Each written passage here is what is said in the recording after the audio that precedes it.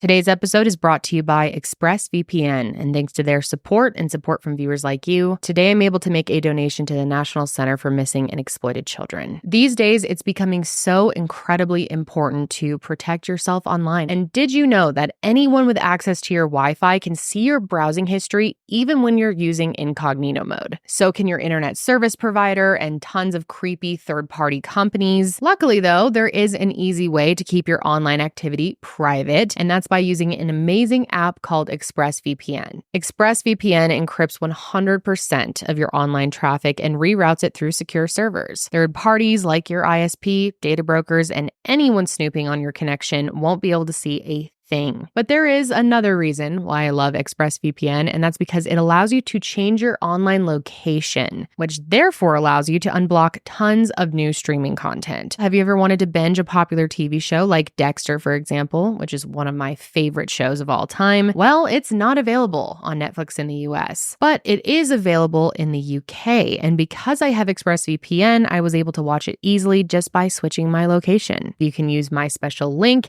and you can get 3 extra months of ExpressVPN for free. All you got to do is go to expressvpn.com/Kendall Rae. That's expressvpn.com/Kendall Rae to get 3 extra months totally free.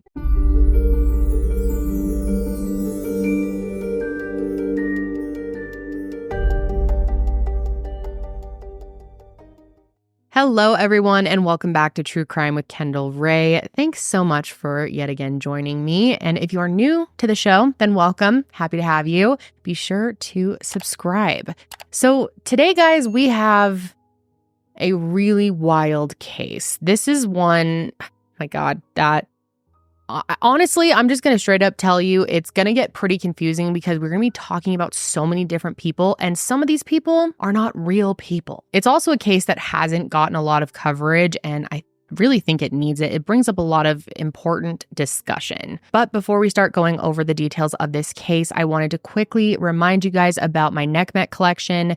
This is actually the last time that we are restocking the items that are currently available. So if you're looking to get your hands on anything, now is the time. You can get my NECMEC long sleeve and NECMEC hoodie. They're both available in my shop. And like I said, this is the last restock. So definitely get your hands on one before they sell out. You can find all my NECMEC merch at kendallrae.shop. And as always, 100% of the profits are donated. And once again, I know I say this a lot, but I really want to thank and tell you how much I appreciate any of you who have purchase one of these items at any point in this entire campaign. I'm really proud to say that we are nearing $450,000 raised, and that is just incredible. So please consider treating yourself to a merch item while also giving back. And while I'm on the subject of NECMEC, I wanted to mention that this week's donation will be going to our NECMEC campaign in honor of the victims in this case, who were parents to a 7-month-old baby boy before their lives were taken from them. And their story is one that I'm really eager to talk about because,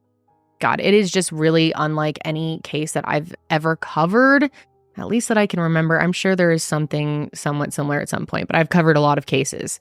And I don't remember one that is quite like this. It has so many different elements to it. I'm talking fraud, catfishing, manipulation, harassment, and yes, sadly, murder. I'm going to be telling you guys about what happened to Billie Payne and Billie Jean Hayworth and the unbelievably upsetting circumstances that led to their murder. These victims were pawns in a game that they did not even know they were playing.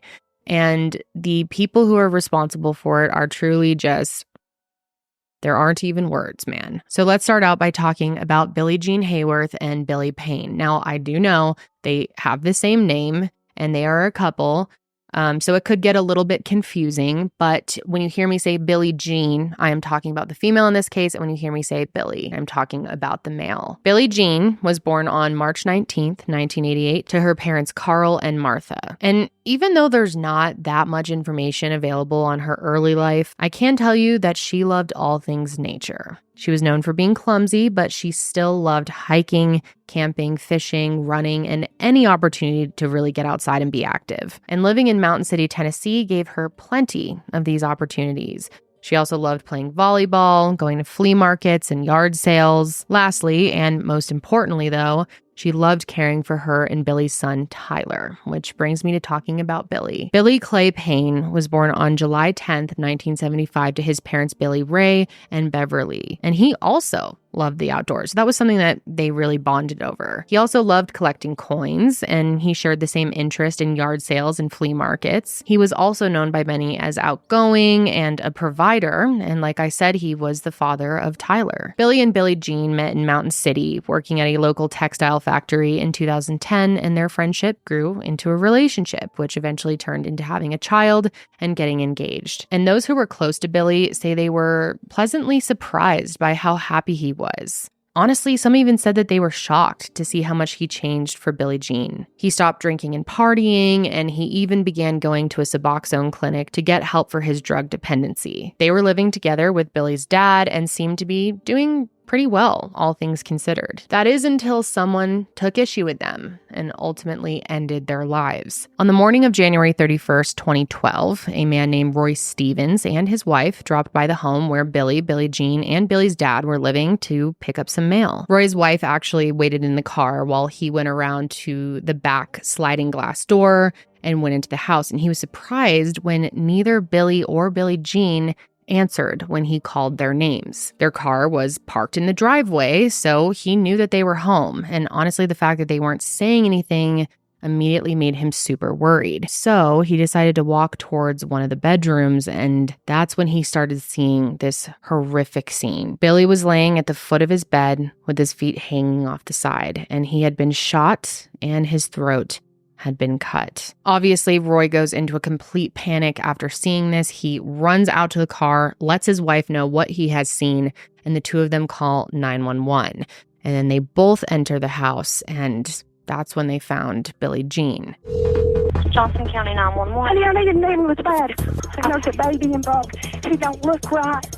She's in one room, she's in the other right. Playpen. You can tell by looking down their faces. They're swelled, they're black and blue. They've been beat. Okay, do you want to attempt to do CPR? They're both dead. It's too late. She was in a different bedroom, and she had also been shot. Now, Tyler, who was 7 months old, was thankfully still alive, but he was covered in her blood. And God, it's horrible to even have to say this, but they believe that she was holding him when she was shot. Now, to shoot a mother who is holding their baby is next level evil. It's hard to even wrap your mind around. And that's what officers with the local police department, as well as the Tennessee Bureau of Investigation, noticed when they arrived on scene.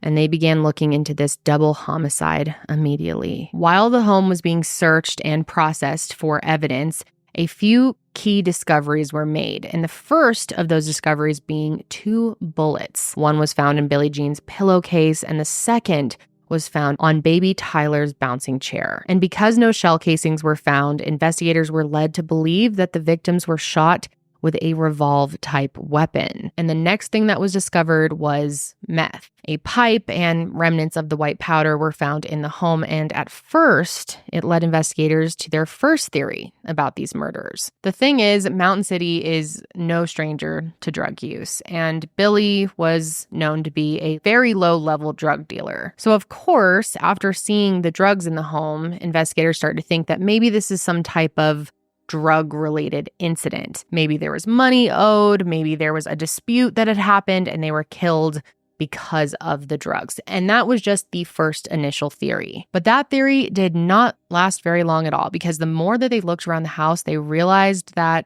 pretty much everything else was intact. Besides, the general mess that you can have when you have a baby in the house, there was no sign of forced entry, nothing was out of the ordinary, and nothing had been stolen, including the drugs. I mean, surely, if this was drug-related, whoever had committed this heinous act probably would have taken the drugs, or at least taken something of value from the house. But because that wasn't the case, it looked like whoever did this just wanted this couple dead.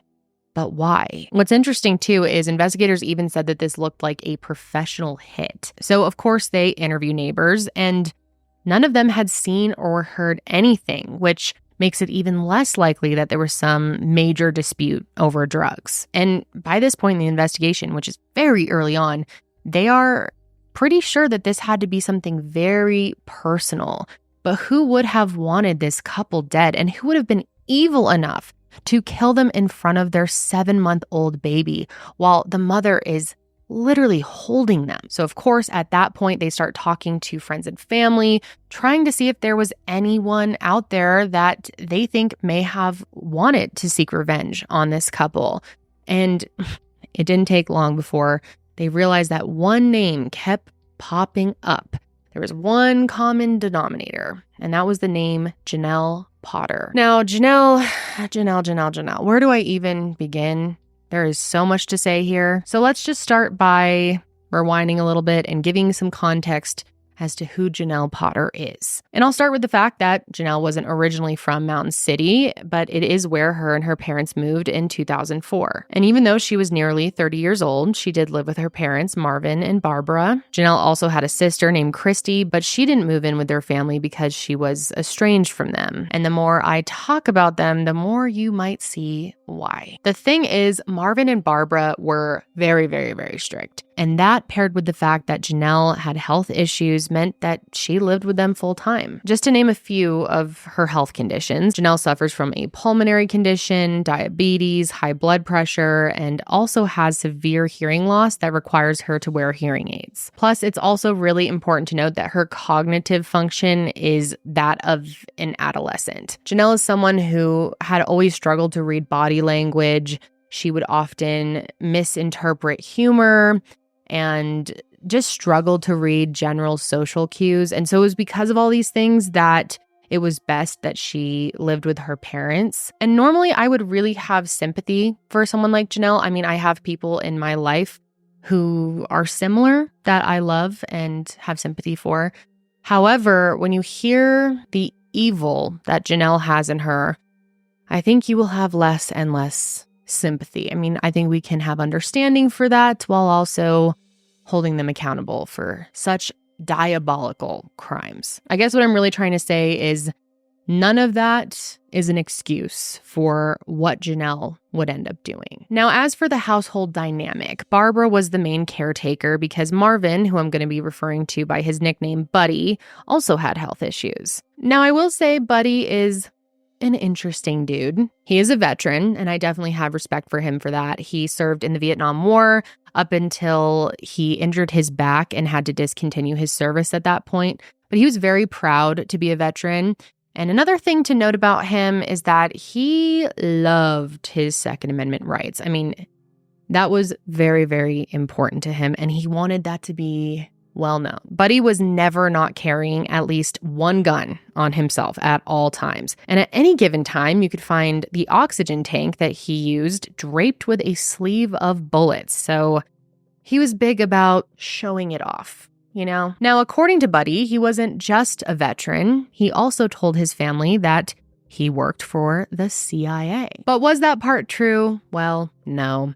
But we will get back to that later. I'll just let you hold on to that piece of information for now. But truth be told, this family was known in Mountain City as being a little off. People definitely had their judgments against this family. I mean, tons of people talked about how they saw Janelle as an adult who lived at home, couldn't drive a car, and didn't have friends. And they saw her dad as this gunslinging army vet who often rubbed a lot of people the wrong way. He was known for saying obnoxious things and just being a little blunt. But despite how they were perceived by others, they had every opportunity to live a perfectly normal life out in East Tennessee. There was absolutely no reason for anything bad to happen, but something bad did happen, and I would argue that is mostly thanks to Janelle. Without Janelle's mental manipulation and flat-out lies, Billie and Billie Jean would still be here, and their son Tyler would still have both of his parents. Now, to explain what I mean by that, I need to explain how Janelle ended up becoming friends with one of the victims. And it started in 2009 when Janelle met Billie's sister, Tracy Greenwell, who worked at the local pharmacy. And Tracy knew that Janelle didn't have a lot of friends, and I think she really felt bad for her, so she decided to make an effort to befriend her. But this certainly was not a typical typical type of friendship right off the bat. Because of how strict Mr. and Mrs. Potter were, even though their daughter was nearly 30 years old,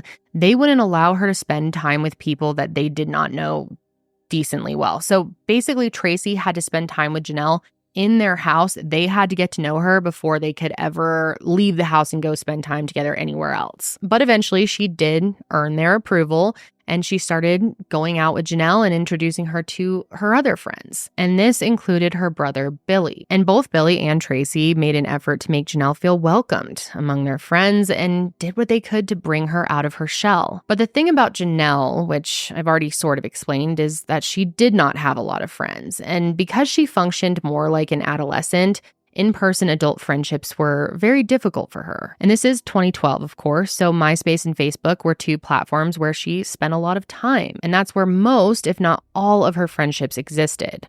Online. She'd talk to people she added as friends, but these were often people living in different states, people that she had never actually met before. So being kindly welcomed into a group like this was new for her. I mean, it hadn't happened in a very long time. And it's really hard to think about how what started as an act of kindness, an act of inclusion, ended in such tragedy. I mean, they had no idea what they were bringing into their lives. Billie and Tracy even introduced her to their cousin, who they thought was very similar to Janelle, that they had, similar interests and could possibly, really enjoy each other. And his name is Jamie Curd. Like Janelle, Jamie was shy, he was a little awkward, and despite being in his mid-30s, he still also lived at home with his mom. Which I just want to make clear here, I am not shaming anyone who lives with their parents. In fact, in many cultures, this is definitely the norm, and it's what works for everyone. I'm just reporting the facts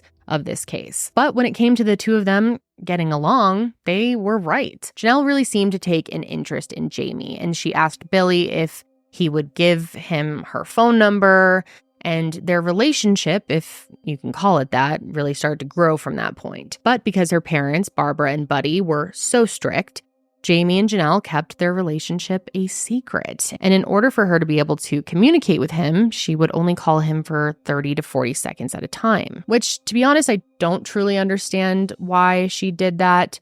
I mean, maybe she had it in her mind that if she had these sort of short spurt type conversations, 30 to 40 seconds, that there would be less of a probability that her parents would find out that she was talking to him on the phone. I don't really see the logic in that, but there really isn't logic in any of this, so just bear with me. So Jamie and Janelle continued their relationship through these very short phone calls, and eventually he did get the opportunity to start coming to the house. But he could not come over as Janelle's boyfriend. Janelle ended up telling him that their family home computer needed fixing. And with the very basic computer skills that he had, he began coming by the house to try and fix it. Now, this was around the same time that Jamie bought Janelle a prepaid phone so that the two of them could talk more often. And obviously they kept this phone on the DL. And he started coming over to the house a lot more often. He honestly became kind of a regular at the Potter home because he was always there trying to fix the computer. And for a while, Buddy and Barbara were none the wiser that their daughter and Jamie were secretly dating. But after a while, they did discover that phone that he bought her, and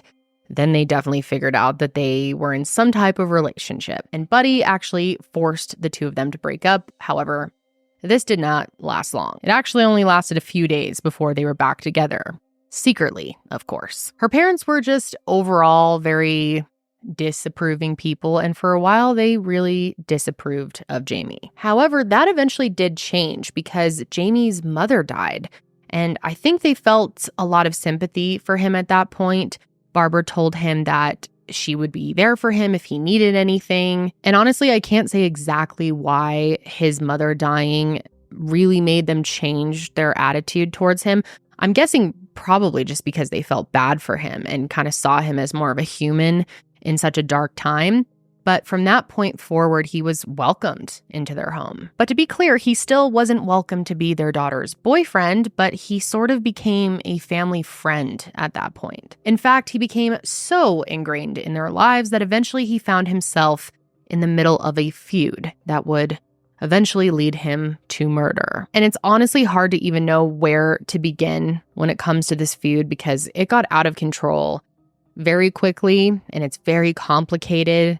But I think I'm going to start by rewinding ever so slightly to give you a bit more context. So Jamie and Janelle met and began dating in 2009. And despite the fact that the two of them were together, many believe that Janelle actually still wanted to be with Billie. People believe that she had a crush on him instead and was just dating his cousin to get closer to him. And then when Billie and Billie Jean began dating in 2010 and later went on to have a baby, this became quite an issue for Janelle. So much so that she began saying terrible things, not only about them, but about their other friends too. Eventually, because they were sick of how she was treating them, they stopped inviting her to hang out. Just as easily as they brought her into their circle, they were now kicking her out. And this is ultimately what kicked off the online feud that would eventually lead to murder. What you have to understand about it, though, is that there is a lot of he said, she said going on, and that Janelle claimed to be the victim in all of this from the beginning. So here's a summary of how she said it all started. According to Janelle, her issues with everyone started when Billie Jean's friend Lindsay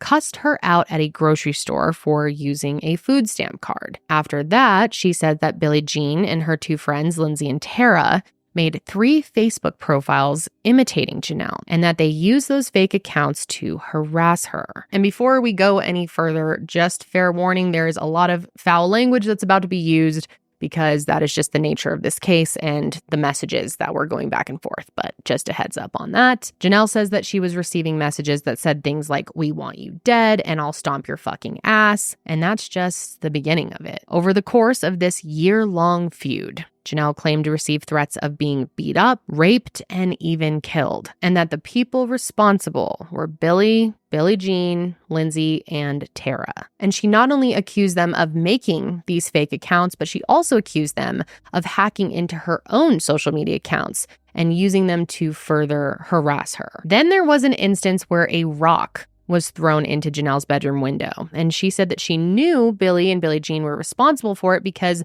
their names had been written on the rock. Yes, people, you heard that right. She is claiming that they wrote their names on rocks and then threw them through her window. Yeah, because someone would definitely want to leave proof like that behind. Makes total sense, Janelle. And then according to Buddy, her father, he says that they also poured sugar into his gas tank, that they scratched his car and also broke their garage door. And I mean, there were no doubts that these messages were being sent. There's proof of these messages that they exist and that there was definitely threats being made, but who was really behind them? Well, of course, Janelle says that it was Billie Jean and her friends, but they said that she was actually the one orchestrating all of this. They said that Janelle was the one making fake accounts and posting threats about herself, and that she had created the drama to make them look bad, all because she was jealous. And if you thought that was it, you would be severely mistaken, because this gets even wilder, so buckle up. Because next, a handful of accounts popped up on a gossip website that's called Topics. I had never personally heard of this one, but anyway, these, quote, people were doing to Billie Jean, Billie, Tara, and Lindsay what they were allegedly doing to Janelle. Someone who called themselves Matt Potter, with apparently no relation to Janelle Potter, began saying terrible things and spreading vicious rumors about all of them. Some things were as mild as calling them no good whores and saying that they were drug dealers, sex workers, and spreading HIV. But that was tame compared to how bad it got. These posts ranged from flat out mean comments to literal death threats. And it wasn't just from Matt. There was someone named Kelly, someone named Mike, and also someone named Dan. And I know it's getting confusing here, but one of these accounts, Matt, Mike, Kelly, or Dan, would make a post, and then the other accounts would comment under it and add to the mean remarks and kind of like have conversations with each other. But coincidentally and conveniently, none of these accounts ever had anything bad to say about Janelle. And here's an example of this. Okay, this is Matt talking about Billie and Billie Jean, and just a warning ahead of time, the grammar is really bad, so bear with me. It starts with LOL in all caps. I hope she loses that baby in time. It don't need a mother like Billie Jean and Billie. He's no father by the way he acts and talks. Sooner they move out of town, the better. I think something about getting a house. I hope he can't get it. I hope they have to live out in the woods. More better for Chipmunk. She can't make friends out there, and fuck deer and bear and whatever else. I hope a bear would eat her, but the way she looks, it would go running the other way. LOL. Ugly ass bitch whore. Can't leave no one alone. Druggy whore ass bitch. Go fuck a damn tree for all I care. Leave Janelle alone. And here's another post. This one is from Mike. And it says, I'm about to fight with you, Billie Jean. Why don't you shut up your fucking month, you bitch? And yes, it says month. One day, girl, you are going to get beat up really good and left for dead. You better shut up, you bitch. Go fuck a cow for all I care. Damn hooker, slutbag whore. And your bastard baby, take it with you and leave this fucking town. You won't leave here alive. And in response to that absolutely unhinged post, Matt replied and said, damn, Mike, what'd she do? Go after your wife? Damn, I think we just need to gut her and leave her for dead and kill the damn fucking whore. Now, this is just a fraction of what was posted, and that's definitely not where this ends, because both Tara and Lindsay actually had to file charges against Janelle after she went absolutely batshit on them when they unfriended her on Facebook, which I think we can agree makes absolutely no sense. I mean, if Janelle hates these girls and feels like she's being harassed by them, why would you care if you were friends with them on Facebook? Wouldn't you want them to? She's asking constantly, leave Janelle alone, leave Janelle alone. So they do. They unfriend her and she goes wild. The unfriending thing seemed to be the straw that broke the camel's back. I mean, she was pissed. It was so bad that Tara actually had to file an order of protection against Janelle because after she unfriended her, she kept obsessively calling her over and over. Sometimes it was just the sound of someone breathing into the phone and not saying anything, and sometimes it would be a man's voice screaming at Tara to stop harassing Janelle. And to be clear, Tara knew exactly who was calling because of the caller ID. Yeah, it said Janelle. But according to Janelle, these mean girls were actually spoofing her phone number, and they were the ones who were actually calling Tara, which I know this is probably getting hard to follow at this point. This was a tough one to figure out on my end too. Now, Lindsay had basically the same thing happen to her with these phone calls, and so she ended up having to file a phone harassment charge because she was getting these calls upwards of 20 times a day. Unfortunately, though, both of these cases they filed were dismissed due to lack of evidence. Oh, and then there's this.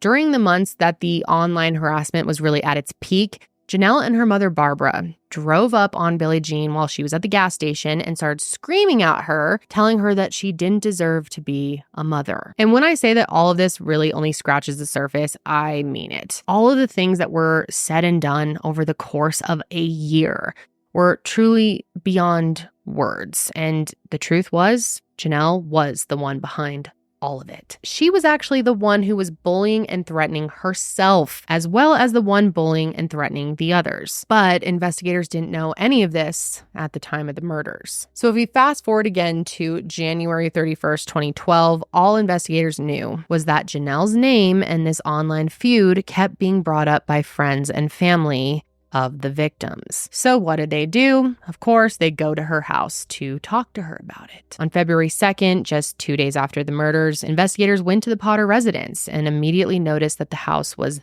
littered with guns. I'm talking about dozens and dozens of guns, which was definitely interesting to them, but that wasn't exactly why they were there. They were there because they wanted to know what Janelle and her parents knew about the murders, which according to them was nothing. Buddy made it seem like everyone was always blaming their family, and Janelle, well, she said that she didn't want to harm any of them, but took this as an opportunity to talk about how they had been harassing her. She told them about all the threats that they had made against her and how the only thing that she had ever did to them was tell them to stop. And according to Janelle, the reason that she was getting all this harassment from them was because she was too pretty.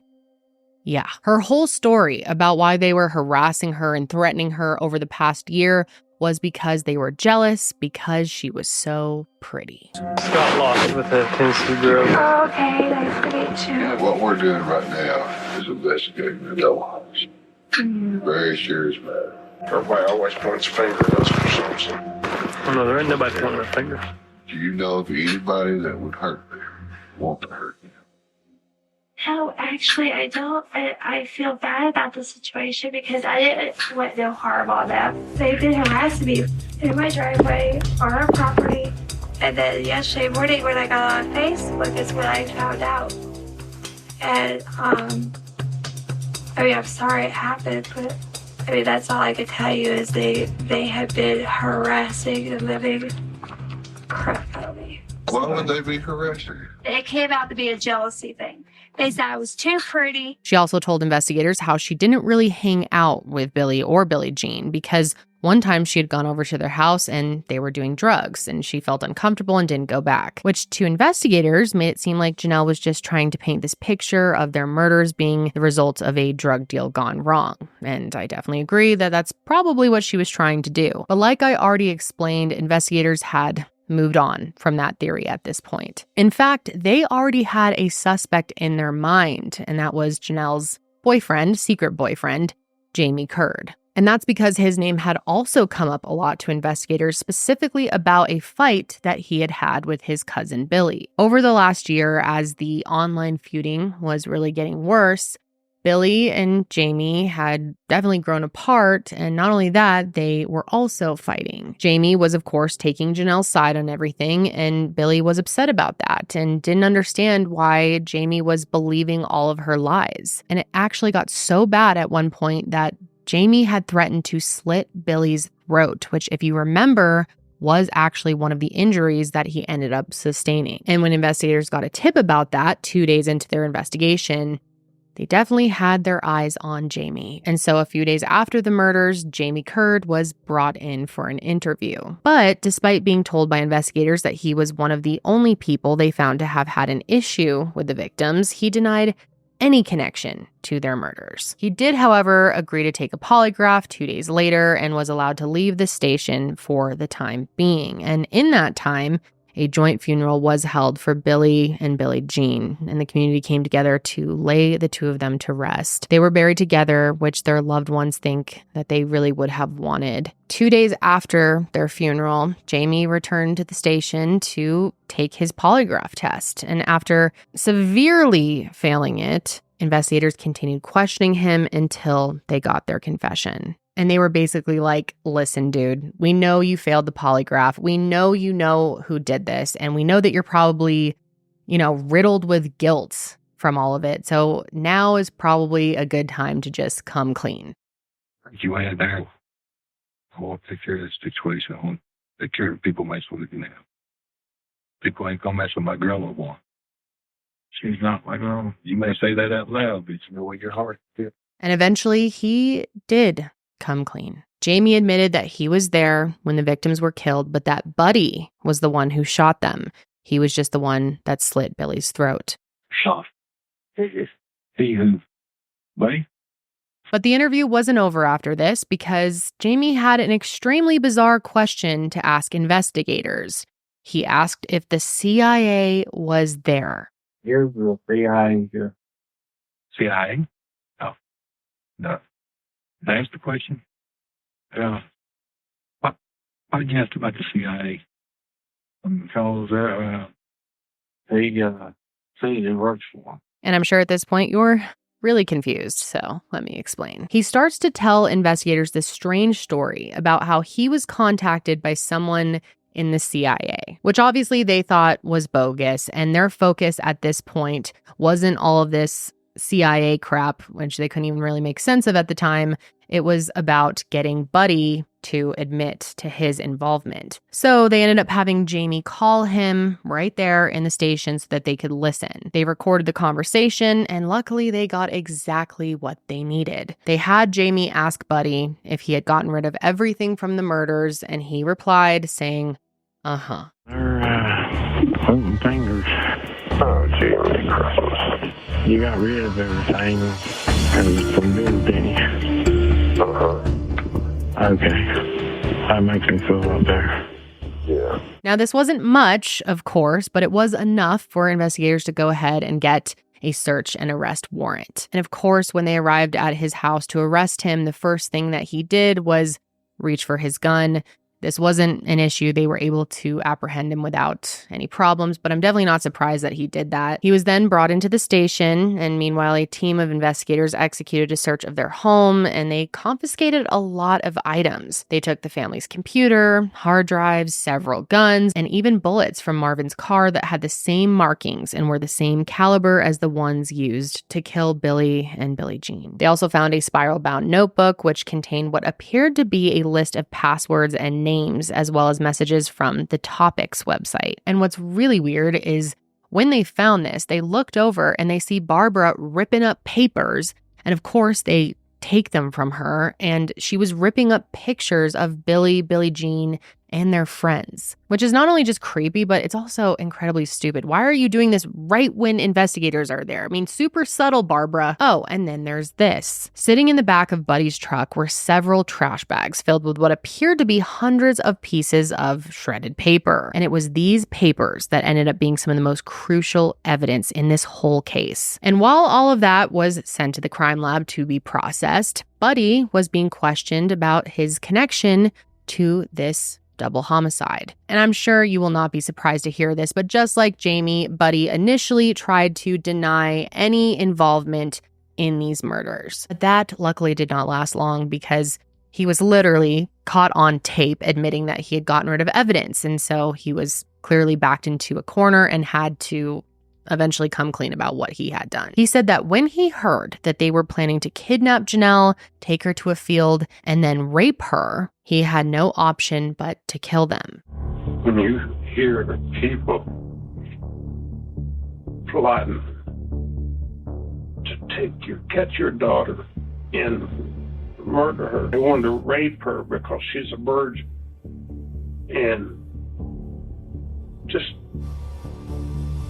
so much in your mind, you had no other choice but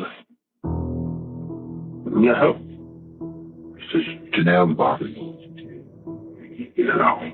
And after admitting all of this, Buddy called Barbara so that he could be the first to tell her what was going on. Did you feel better? Tell me what you did before you tell us. Call me something. Yeah. Barbara, before you find out from somebody else, I want you to know I was involved in it. I did it.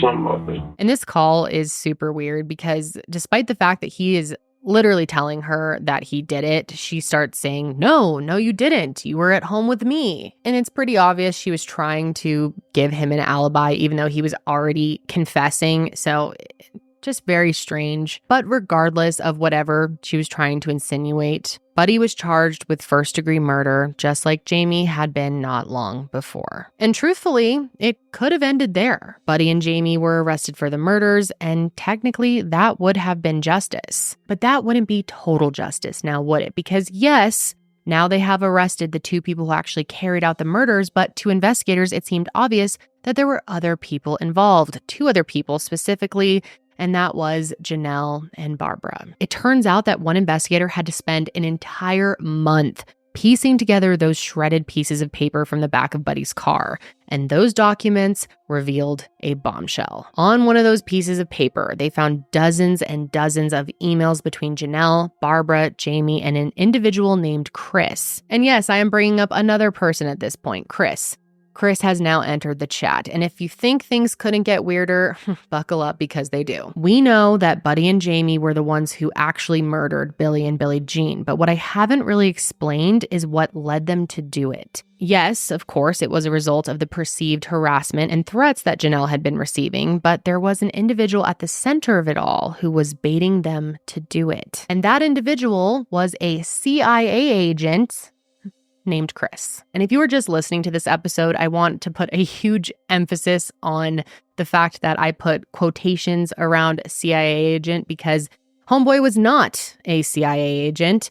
In fact, Homeboy wasn't even a boy. So who is Chris, the CIA agent, and what role did he play? in all of this? Well, it all started when Barbara received an email from him claiming that he was an old friend of her daughter. He explained that he had been seeing what was going on online and that he was there to help protect Janelle from the people who were supposedly threatening her. Chris even told Barbara about his history of, quote, getting rid of people, and said that he loves to shoot people and that killing, quote, doesn't bother him. And the two of them became extremely close, to the point that he started referring to her as mom in his emails. Yes, the CIA agent Chris starts calling Barbara mom, and Barbara would even refer to him as son. And yes, people, it is as bizarre as it sounds. At one point, Chris even tells Barbara that he can kill her other daughter, the one that's estranged from the family.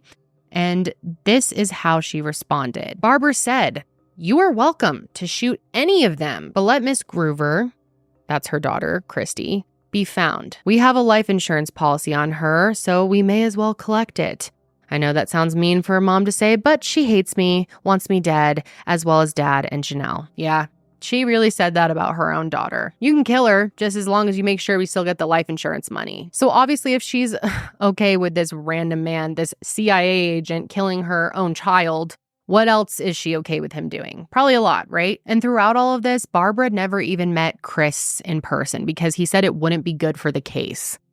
Obviously, that's so ridiculous and just screams that this is fake. I mean, everything about this screams that it's fake. Really, in what world would you believe that any of this is true? But she did. And here's really the icing on the cake, okay? These emails from CIA agent Chris are actually coming from Janelle's email address.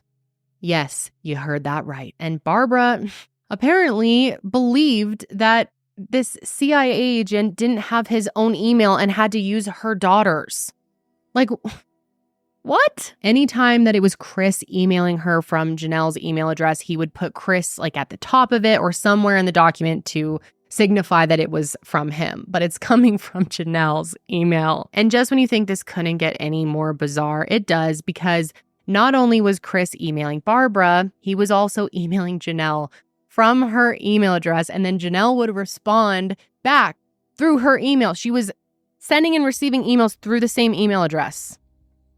I mean, Chris was sending emails to her and she was responding through the email address. I'm sure you understand what's really going on here at this point though, right? But yeah, she and Chris were emailing back and forth on the same email address, talking about how badly she was being harassed and yada, yada, yada. At one point, Chris even made a post from Janelle's Facebook account, because why wouldn't a CIA agent post on Facebook and do so using someone else's account, right? Makes total sense. To Billie Payne, Billie Jean Hayworth, Lindsay Thomas, and Tara, and Brad Osborne, and etc. Please leave Janelle alone and stop with the harassment and trying to run her life. Look at your own lives and work on that, because you all are just a bunch of white trash, no good, ugly people that love to hurt others. Well, you need to think of this. Take care of your kids, Bill and Billie Jean, and Lindsay, get off of your meth drugs and stop going after my sister and my family. Thank you. Or you can just go jump off a mountain for all I care. You all need to get out of my sister's life. And if you're confused by Chris using the term sister, I mean, if you forgot, he is now calling Barbara mom and Barbara is calling him son. So that would make him Janelle's brother, right?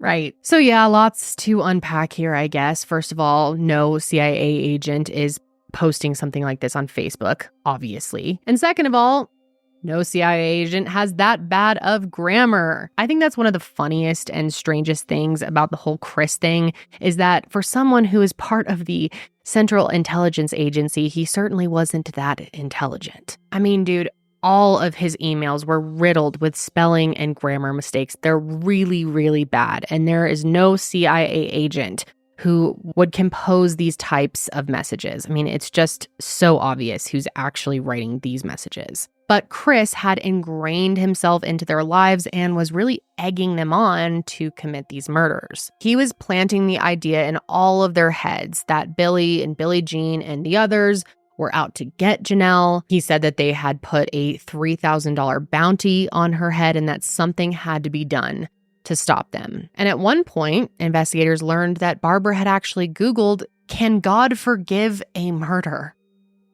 Yeah. But anyway, she actually emailed Chris and said that as long as he did the right thing for mankind, that he wouldn't be judged badly for it. But because Chris clearly wasn't a real person, the manipulation needed to penetrate deep enough that someone else would do the killing. And that obviously wasn't going to be Barbara, which leads us back to Buddy and Jamie. Jamie began receiving emails from Chris as well, who explained that he was like a brother to Janelle and that he just wanted to help protect her. He filled Jamie's head with the same crap that he filled Barbara's head with, and that was that Janelle's life was seriously in danger. He said he was worried that Janelle might take her life because of all the stress that was put on her and how bad it has been for her health. Chris would constantly hound him that Billie and Billie Jean needed to be stopped, and Janelle and Barbara were telling Jamie the same thing. Every time he would come by the Potter's house, Barbara would get him up to speed on the situation and ask him specifically what they were going to do to put an end to it. Between the three of them, Jamie was repeatedly being told just how dangerous the victims were and how someone had to do something about it. And then there's Buddy, who heard all of the same things except in a slightly different way. The thing is, Buddy didn't actually use a computer, so there was no way for this Chris person to get in touch with him. So anything that Chris had to say to Buddy was relayed to him through Barbara. In fact, she would print out all of Chris's emails and then hand them over to Buddy to read for himself. And part of this scheme was to convince Buddy that Chris would somehow make a CIA badge for him, which would protect him from being held accountable for the murders if he was caught. Riddle me that. I mean, I guess the thought process was, if the CIA has given us the green light and we have an official ID badge, then we're in the clear, right? Plus, don't forget, Buddy claims that he was a former CIA agent himself. So they're all good.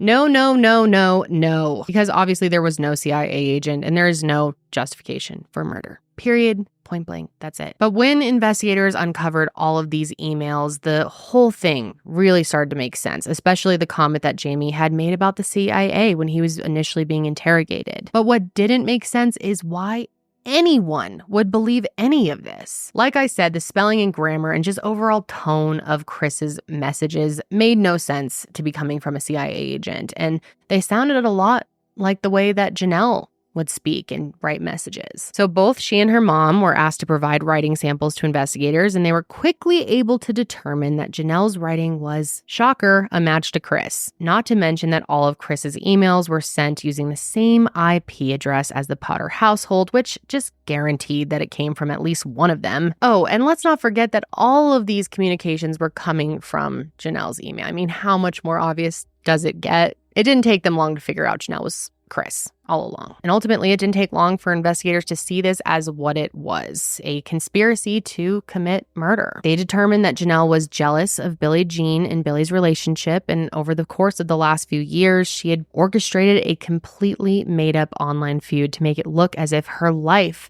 had been threatened. Then, to make matters worse, she catfished as a CIA agent and manipulated her family into believing that a legitimate government organization saw the harassment and threats and greenlighted them to commit a murder as a result. Now, what I don't know, and I don't think we'll ever truly know, is if Barbara was in on it from the beginning. And I personally have such a hard time believing that she really read any of those emails and believed that they were real, that she really thought she was communicating with a CIA agent through her daughter's email address.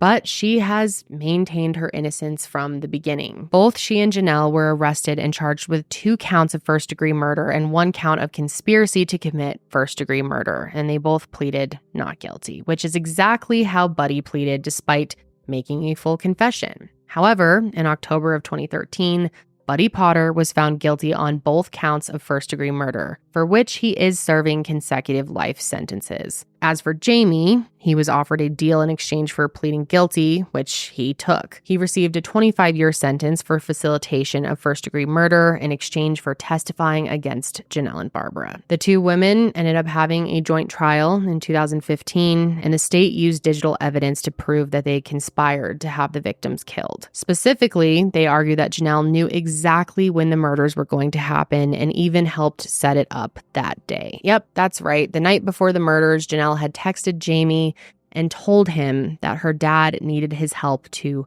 do something. And she even told him that when they go do this something, that he should not bring his cell phone, because that's not suspicious at all. And that wasn't the only thing tying her directly to this. The prosecution said in the early morning hours of the 31st, Janelle texted Jamie to let him know that her dad was on his way to pick him up. Specifically, she said, "Daddy's leaving." And we all know what happened after Buddy picked him up. I mean, you really think Janelle was texting Jamie, letting him know that her dad was on his way to pick him up to do something if she didn't know exactly what they were going to do? What was unfortunate during this trial, though, was that Jamie ended up being a terrible witness because he testified that neither of them actually conspired with him. But luckily, it didn't end up mattering in the end. Even though the defense would try to argue that Janelle didn't have the mental capacity to plot something like this and Barbara was an innocent victim in it all, the jury disagreed. After an 8-day trial and 5 hours of deliberation, both women were found guilty and sentenced to life in prison. And if you thought we were done, then think again, because they both appealed their convictions. In what's called a post-conviction hearing, both Janelle and Barbara attempted to appeal their convictions. However,